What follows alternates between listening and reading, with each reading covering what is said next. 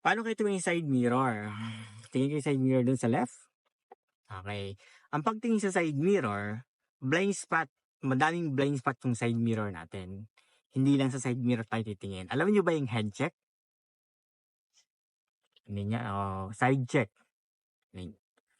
So, ganito po. Yung ulo niyo po, ilapit niyo po yung ulo sa bintana.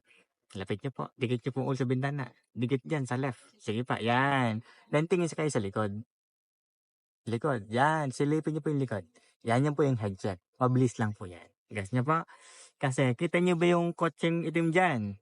Diba hindi kita sa side mirror? So kapag natin hinedcheck natin yan, kitang-kita po yan. Okay po, kasi yun po yung gagawin natin. Kapag sinabi kong head check ng left, ano pong gagawin?